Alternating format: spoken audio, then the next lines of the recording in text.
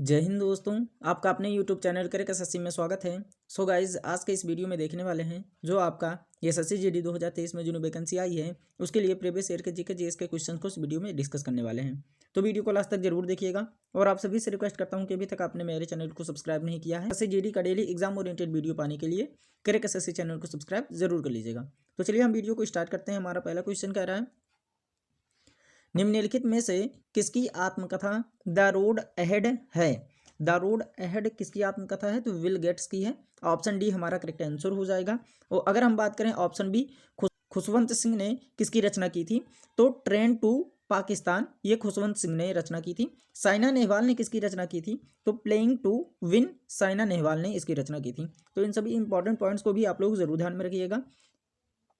Next question है कि moon walk dash की आत्मकथा है। तो मून वॉक जो है ये माइकल जैक्सन की आत्मकथा है। ऑप्शन बी हमारा करेक्ट आंसर हो जाएगा। शस्त्रूर की बात करें तो शस्त्रूर की रचना जो है ये द ग्रेट इंडियन नॉवेल है, ये शस्त्रूर की रचना है। किरण देसाई की रचना की बात करें तो द इनहेरिटेंस ऑफ लॉस है ना, किरण देसाई की। और जॉनी मार की रचना जो है ये सेट द बॉय फ्री है, ये जॉनी मार की रचना है। तो इन सभी इंपॉर्टेंट पॉइंट्स को भी आप लोग जरूर ध्यान में रखिएगा। नेक्स्ट क्वेश्चन है कि निम्नलिखित में से किस लेखक ने गोदान की रचना की है। तो गोदान की रचना जो है ये मुंशी प्रेमचंद्र जी ने किया है। ऑप्शन डी हमारा करेक्ट आंसर हो जाएगा। और अगर बात करें जयशंकर प्रसाद की रचना क्या है तो कामायनी है। और अमृता प्रीतम की रचना क्या है तो पिंजर है। तो इन सभी इंपॉर्टेंट पॉइंट्स को भी जरूर ध्यान में रखिएगा। और ये सारे क्वेश्चन कहीं ना कहीं किसी ना किसी एग्जाम में पूछे गए हैं, जो एक्स्ट्रा फैक्ट के साथ में बता रहा हूँ, है ना।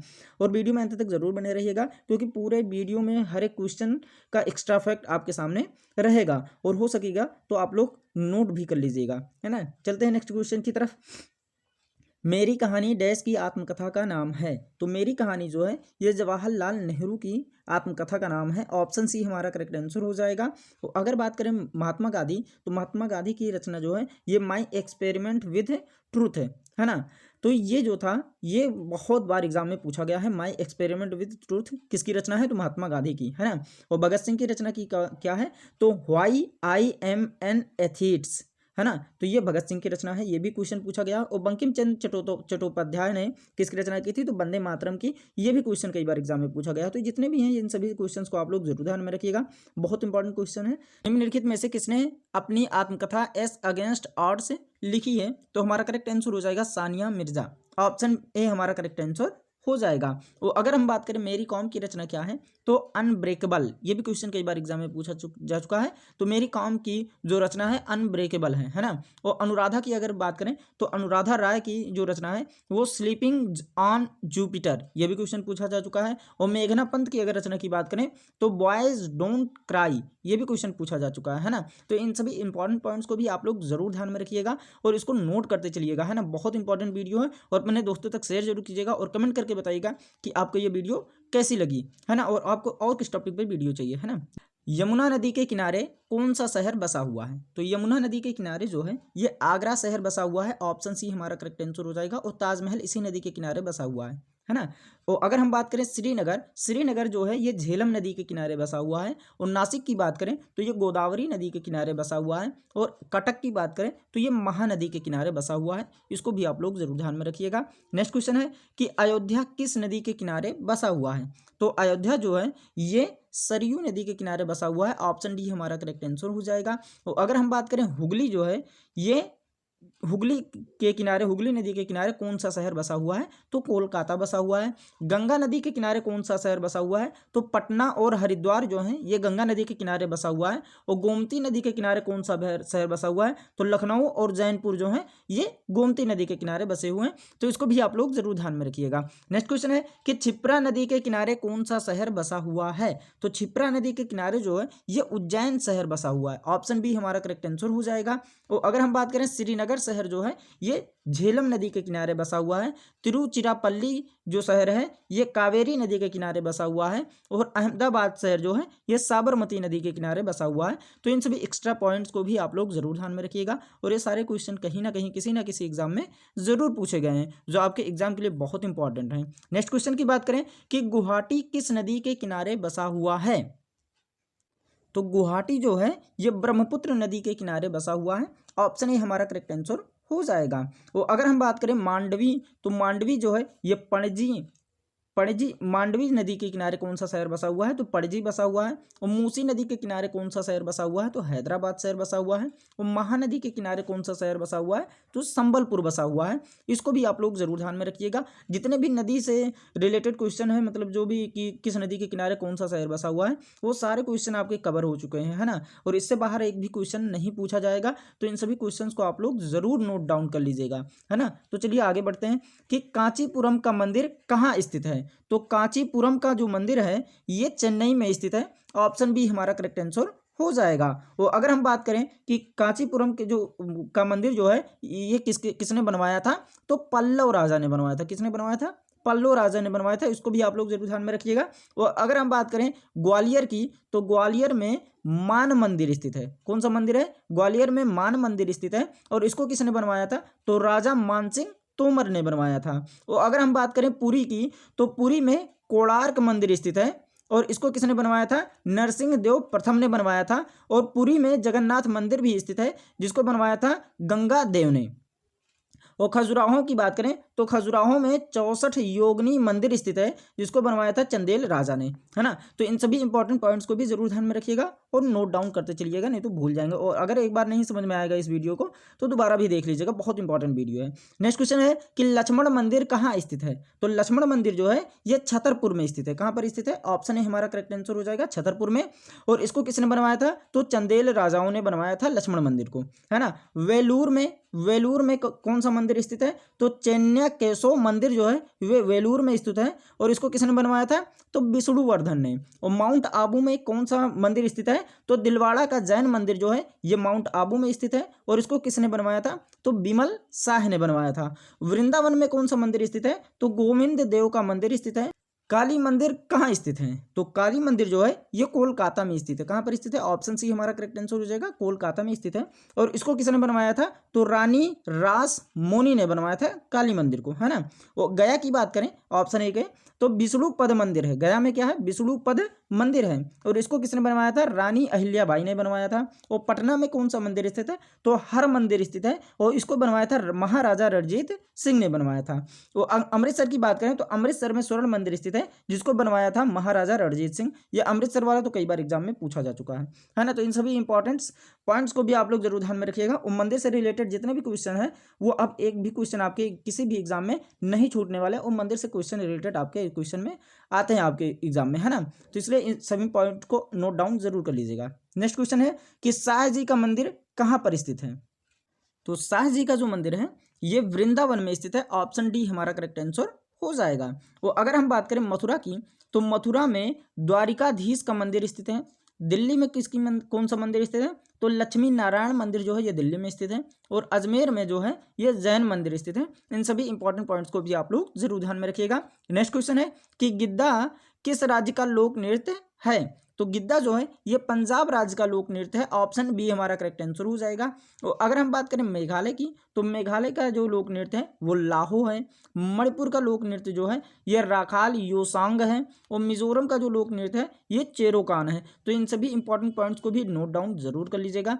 कि महाराष्ट्र का लोक नृत्य कौन सा है? तो महाराष्ट्र का जो लोक नृत्य है ये लावनी है। ऑप्शन ए हमारा करेक्ट आंसर हो जाएगा। और अगर हम बात करें कजरी की, तो कजरी कहाँ का लोक नृत्य है? तो उत्तराखंड का जो लोक नृत्य है वो कजरी है।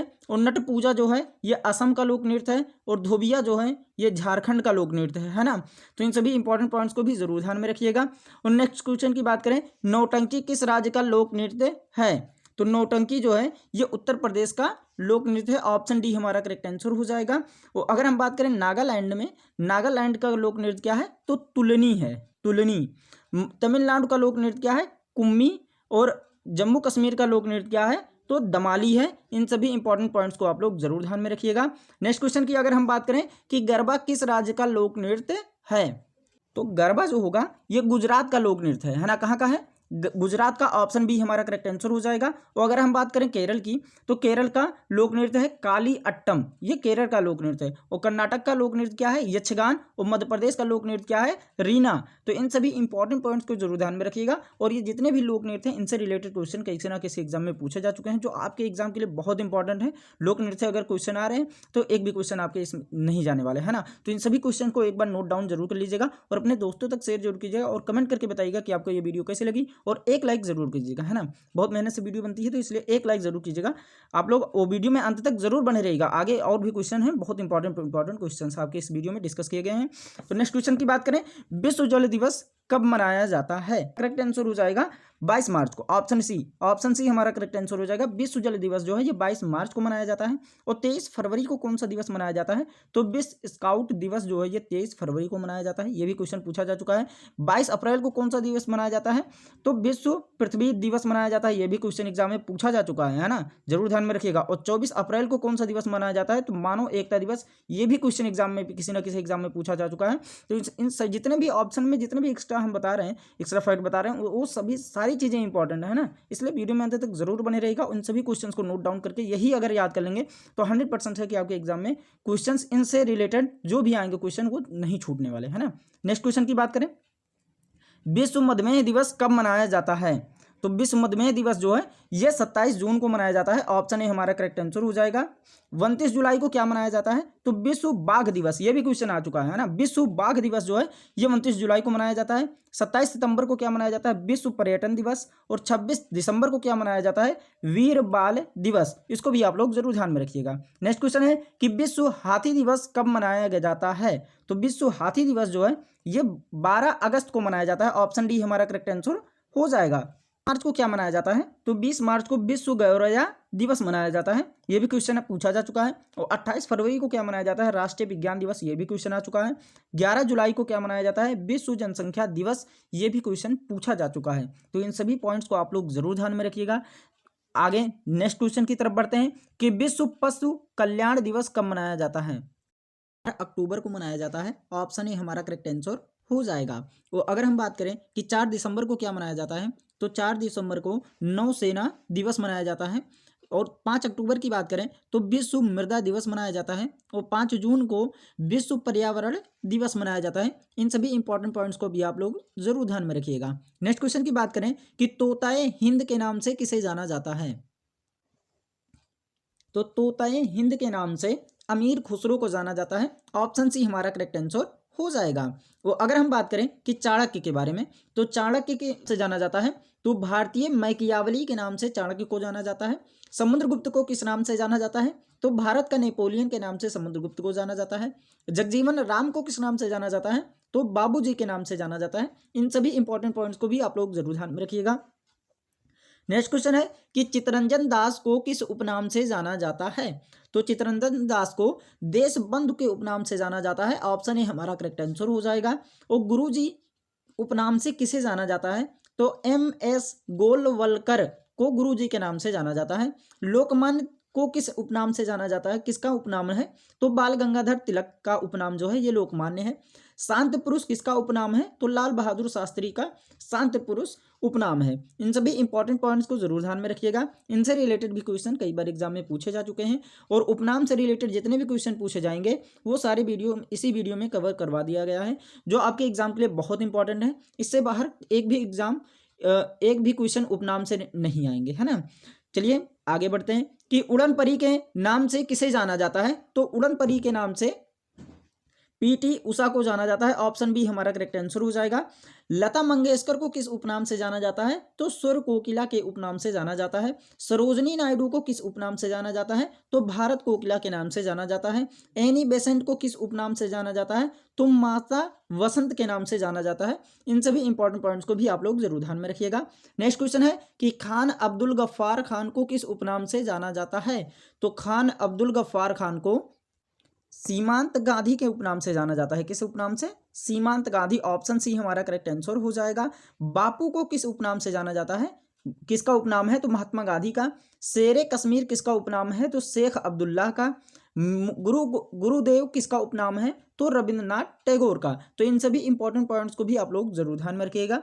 और उपनाम से रिलेटेड जितने भी क्वेश्चन पूछे जाएंगे वो सब इसी वीडियो में कवर करवा दिया गया है ना, इससे बाहर एक भी क्वेश्चन नहीं आएगा। अब युद्ध के बारे में हम देख लेते हैं, है ना, बहुत इंपॉर्टेंट क्वेश्चन है, इसको जरूर ध्यान में रखिएगा। उन सभी क्वेश्चन को नोट डाउन जरूर कर लीजिएगा, कहीं ना कहीं नोट कर लीजिएगा इस वीडियो में, है ना। और इस वीडियो को शेयर कीजिएगा, बहुत अपने दोस्तों तक शेयर जरूर कीजिएगा, है ना, बहुत ज़्यादा से ज़्यादा शेयर कीजिएगा। और एक लाइक जरूर कीजिएगा इस चैनल को, और इस चैनल को सब्सक्राइब भी जरूर कीजिएगा, इस वीडियो को लाइक कीजिएगा, है ना। खानवा का युद्ध कब हुआ था? तो खानवा का युद्ध जो हुआ था ये 1527 ईस्वी में हुआ था। कब हुआ था? ऑप्शन बी हमारा करेक्ट आंसर हो जाएगा। 1527 में खानवा का युद्ध हुआ था। और ये किसके किसके बीच में हुआ था? तो राणा सांगा एवं बाबर के बीच में हुआ था खानवा का युद्ध, है ना। इसको भी आप लोग जरूर ध्यान में रखिएगा। और अगर हम बात करें 1576 में कौन सा युद्ध हुआ था, तो 1576 में जो हुआ था ये हल्दी घाटी का युद्ध हुआ था। और ये किसके किसके बीच में हुआ था? तो राणा प्रताप एवं अकबर के बीच में हुआ था। इसको भी आप लोग जरूर ध्यान में रखिएगा। 1528 में कौन सा युद्ध हुआ था? तो चंदेरी का युद्ध हुआ था। और ये किसके किसके बीच में हुआ था? तो मेदिनी राय एवं बाबर के बीच में हुआ था। और 1529 में कौन सा युद्ध हुआ था? तो घाघरा का युद्ध हुआ था। और ये किसके किसके बीच में हुआ था? तो अफगानों एवं बाबर के बीच में हुआ था। इसको भी आप लोग जरूर ध्यान में रखिएगा। नेक्स्ट क्वेश्चन की बात करें कि देवरा का युद्ध कब हुआ था? देवरा का जो युद्ध हुआ था ये 1531 में हुआ था। ऑप्शन सी हमारा करेक्ट आंसर हो जाएगा, ऑप्शन सी। अगर हम बात करें कि 1539 में कौन सा युद्ध हुआ था? तो चौसा का युद्ध हुआ था। और ये किसके किसके बीच में हुआ था? तो शेर खां एवं हुमायूं के बीच में हुआ था, है ना। ये भी क्वेश्चन जितने भी ये है युद्ध से रिलेटेड वो सारे क्वेश्चन किसी ना किसी एग्जाम में पूछे जा चुके हैं। और 1540 में कौन सा युद्ध हुआ था? तो कन्नौज का युद्ध हुआ था। और ये किसके बीच में हुआ था? तो शेर खां एवं हुमायूं के बीच में हुआ था कन्नौज का युद्ध, है ना। और 1555 में कौन सा युद्ध हुआ था? तो सरहिंद का युद्ध हुआ था, है ना, 1555 में। इसको भी आप लोग जरूर ध्यान में रखिएगा। नेक्स्ट क्वेश्चन है कि प्रथम आंग्ल मराठा युद्ध कब हुआ था, है ना। तो प्रथम आंग्ल मराठा युद्ध जो हुआ था ये 1782 में हुआ था। ऑप्शन ए हमारा करेक्ट आंसर हो जाएगा। और 1728 में कौन सा युद्ध हुआ था? तो पाल खेड़ा का युद्ध हुआ था 1728 में। और ये किसके किसके बीच में हुआ था? तो बाजीराव प्रथम एवं निजामुल के बीच में हुआ था, है ना, निजामुल मुल्क के बीच में हुआ था। और 1803 में कौन सा युद्ध हुआ था? तो द्वितीय आंग्ल मराठा युद्ध 1803 में हुआ था। और यह युद्ध 1803 से लेकर 1805 तक चला था। और 1817 में कौन सा युद्ध हुआ था? तो तृतीय आंग्ल मराठा युद्ध हुआ था। और ये 1817 से लेकर 1819 तक चला था। इन सभी इंपॉर्टेंट पॉइंट्स को भी आप लोग नोट डाउन जरूर कर लीजिएगा। और अगर ये वीडियो एक बार में नहीं समझ में आ रहा है तो दोबारा भी जरूर देख लीजिएगा, है ना। नेक्स्ट क्वेश्चन है कि तृतीय आंग्ल मैसूर युद्ध कब से कब तक चला था? तो तृतीय आंग्ल मैसूर युद्ध जो था ये 1790 से लेकर 92 तक चला था। ऑप्शन बी हमारा करेक्ट आंसर हो जाएगा। और 1780 से लेकर 1784 तक ये कौन सा युद्ध चला था? तो द्वितीय आंग्ल मैसूर युद्ध चला था। और 1799 में कौन सा युद्ध चला था? तो चतुर्थ आंग्ल मैसूर युद्ध 1799 में हुआ था। और 1767 से लेकर 1769 तक प्रथम आंग्ल मैसूर युद्ध चला था। इसको भी आप लोग जरूर ध्यान में रखिएगा। नेक्स्ट क्वेश्चन है कि निम्नलिखित में से कौन मृदंग वादक हैं? और जितने भी युद्ध के बारे में बताया जा चुके हैं, जितने भी क्वेश्चन है युद्ध के, वो अब उनसे बाहर एक भी क्वेश्चंस नहीं पूछे जाएंगे, है ना। इसी से रिलेटेड सारे क्वेश्चन पूछे जाते हैं। बहुत खोजबीन के साथ मैंने ये वीडियो बनाया है, तो इसलिए इस वीडियो को एक लाइक जरूर कीजिएगा और चैनल को सब्सक्राइब जरूर कर लीजिएगा। और जितने भी क्वेश्चन लिए हैं सारे क्वेश्चन सेलेक्टेड हैं जो आपके एग्जाम के दृष्टिकोण से बहुत इंपॉर्टेंट है। नेक्स्ट क्वेश्चन है कि निम्नलिखित में से कौन मृदंग वादक हैं? तो मृदंग वादक जो है ये पालधर रघु हैं। ऑप्शन सी हमारा करेक्ट आंसर हो जाएगा। और अगर हम बात करें वज्र नारायण की, तो वज्र नारायण जो है ये सरोद वादक हैं। क्या बजाते हैं? सरोद बजाते हैं। और रघुनाथ सेठ जो है ये बांसुरी बजाते हैं। और जगदीश मोहन जो है ये जल तरंग बजाते हैं। इसको भी आप लोग जरूर ध्यान में रखिएगा, ये वादक से रिलेटेड है। और एक भी क्वेश्चन आपके एग्जाम में इनसे सारे ही क्वेश्चन आएंगे, है ना, इससे बाहर कोई भी क्वेश्चन नहीं आएगा। नेक्स्ट क्वेश्चन है कि गोपाल दास कौन सा वाद्य यंत्र बजाते हैं? तो गोपाल दास जो है ये पखावज बजाते हैं। ऑप्शन बी हमारा करेक्ट आंसर हो जाएगा। तो अगर हम बात करें गिटार कौन बजाते हैं? तो मजूमदार बजाते हैं। बांसुरी कौन बजाते हैं? तो रघुनाथ सेठ बजाते हैं। और सारंगी कौन बजाते हैं? तो संतोष मिश्रा बजाते हैं, है ना। बजाने वाले तो और भी हैं, जैसे गिटार और कोई बजाते हैं, है ना, लेकिन ये इंपॉर्टेंट हैं जो अक्सर एग्जाम में पूछे जा चुके हैं, है ना, तो इसलिए उनका नाम लिया गया है। जो आपके और इन्हीं से रिलेटेड क्वेश्चन आपके एग्जाम में पूछे जाएंगे, है ना। नेक्स्ट क्वेश्चन है कि निम्न में से सितार वादक कौन है। तो सितार वादक कौन है, तो हमारा करेक्ट आंसर हो जाएगा पंडित रविशंकर है, ऑप्शन डी हमारा करेक्ट आंसर हो जाएगा। और अगर बात करें ठाकुर भीकम सिंह की, तो ये मृदंग बजाते हैं। ठाकुर भीकम सिंह क्या बजाते हैं, मृदंग बजाते हैं। अल्लाह रखा क्या बजाते हैं, तबला बजाते हैं। और गोपाल कृष्ण क्या बजाते हैं, तो वीणा बजाते हैं। इसको भी आप लोग जरूर ध्यान में रखिएगा। नेक्स्ट क्वेश्चन है कि शिव कुमार शर्मा कौन सा वाद्य यंत्र बजाते हैं। तो शिव कुमार शर्मा जो है ये संतूर बजाते हैं, ऑप्शन ए हमारा करेक्ट आंसर हो जाएगा। और वायलिन कौन बजाते हैं, तो बाल मुरली कृष्ण बजाते हैं वायलिन। और हारमोनियम कौन बजाते हैं, तो महमूद धालपुरी जो है ये हारमोनियम बजाते हैं। और शहनाई कौन बजाते हैं, तो उस्ताद बिस्मिल्लाह खां जो है ये शहनाई बजाते हैं। इनसे रिलेटेड शहनाई से उस्ताद बिस्मिल्लाह खान से रिलेटेड कई बार एग्जाम में पूछे जा चुके हैं क्वेश्चन, है ना। तो इन सभी इंपॉर्टेंट पॉइंट्स को जरूर ध्यान में रखिएगा। और नेक्स्ट क्वेश्चन की बात करें, हीरे का सबसे बड़ा उत्पादक राज्य कौन सा है। हीरे का सबसे बड़ा उत्पादक राज्य जो है ये मध्य प्रदेश है, ऑप्शन सी हमारा करेक्ट आंसर हो जाएगा। और तांबे का भी सबसे बड़ा उत्पादक राज्य जो है ये मध्य प्रदेश ही है ना। इसको भी जरूर ध्यान में रखिएगा। और अगर हम बात करें उड़ीसा की, तो उड़ीसा जो है सबसे बड़ा उत्पादक राज्य किसका किसका है, तो बॉक्साइट का, लौह एक्स का और मैग्नीज का जो है सबसे बड़ा उत्पादक राज्य कौन सा है, उड़ीसा है। और राजस्थान की बात करें तो राजस्थान जो है ये सबसे बड़ा उत्पादक राज्य है किसका किसका, तो जस्ता का, जिप्सम का और चांदी का जो है ये सबसे बड़ा उत्पादक राज्य राजस्थान है। और आंध्र प्रदेश जो है ये अभ्रक का सबसे बड़ा उत्पादक राज्य है। तो इन सभी इंपॉर्टेंट पॉइंट्स को जरूर ध्यान में रखिएगा। उत्पादक से भी क्वेश्चंस पूछे जाते हैं एग्जाम में, है ना। और एक भी क्वेश्चन आपके उत्पादक से रिलेटेड नहीं छूटने वाले अगर आप ये पूरा वीडियो कवर कर ले रहे हैं, है ना। नेक्स्ट क्वेश्चन की बात करें, लिग्नाइट का सबसे बड़ा उत्पादक राज्य कौन सा है। तो लिग्नाइट का सबसे बड़ा उत्पादक राज्य जो है ये तमिलनाडु है, ऑप्शन ए हमारा करेक्ट आंसर हो जाएगा। और छत्तीसगढ़ किसका सबसे बड़ा उत्पादक राज्य है, तो कोयला और टिन का जो सबसे बड़ा उत्पादक राज्य है वो छत्तीसगढ़ है। और कर्नाटक जो है ये किसका सबसे बड़ा उत्पादक राज्य है, तो सोना का। कर्नाटक जो है ये सोने का सबसे बड़ा उत्पादक राज्य है। और महाराष्ट्र जो है ये पेट्रोलियम का सबसे बड़ा उत्पादक राज्य है। इसको भी आप लोग जरूर ध्यान में रखिएगा। नेक्स्ट क्वेश्चन है कि कौन रेशम का सबसे बड़ा उत्पादक राज्य है। तो रेशम का सबसे बड़ा उत्पादक राज्य जो है ये कर्नाटक है, ऑप्शन डी हमारा करेक्ट आंसर हो जाएगा। और अगर हम बात करें पश्चिम बंगाल की, तो पश्चिम बंगाल जो है ये चावल और जूट का सबसे बड़ा उत्पादक राज्य है। और उत्तर प्रदेश की बात करें तो उत्तर प्रदेश जो है ये गेहूं, गन्ना और आलू का सबसे बड़ा उत्पादक राज्य है। और आंध्र प्रदेश जो है ये मक्का और तंबाकू का सबसे बड़ा उत्पादक राज्य है। इसको भी आप लोग जरूर ध्यान में रखिएगा। नेक्स्ट क्वेश्चन है कि कौन चाय का सबसे बड़ा उत्पादक राज्य है। तो चाय का सबसे बड़ा उत्पादक राज्य जो है वो असम है, ऑप्शन ए हमारा करेक्ट आंसर हो जाएगा। और अगर हम बात करें केरल की, तो केरल जो है ये रबड़ का सबसे बड़ा उत्पादक राज्य है। और गुजरात जो है ये कपास का सबसे बड़ा उत्पादक राज्य है ना। तो इन सभी इंपॉर्टेंट पॉइंट्स को भी जरूर ध्यान में रखिएगा। नेक्स्ट क्वेश्चन है कि हाथी महोत्सव किस राज्य में मनाया जाता है। तो हाथी महोत्सव जो है ये असम राज्य में मनाया जाता है, ऑप्शन बी हमारा करेक्ट आंसर हो जाएगा। और असम राज्य में चाय महोत्सव, माजुली महोत्सव भी असम राज्य में मनाया जाता है। इसको भी आप लोग जरूर ध्यान में रखिएगा।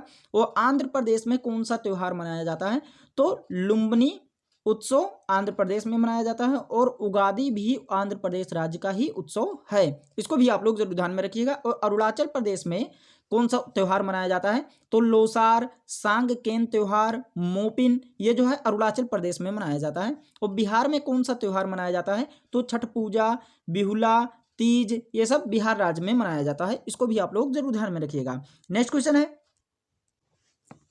निम्नलिखित में से कौन सा त्यौहार छत्तीसगढ़ में मनाया जाता है। तो छत्तीसगढ़ में कौन सा त्यौहार मनाया जाता है, तो नवाखाई जो है ये छत्तीसगढ़ राज्य में मनाया जाता है, ऑप्शन ए हमारा करेक्ट आंसर हो जाएगा।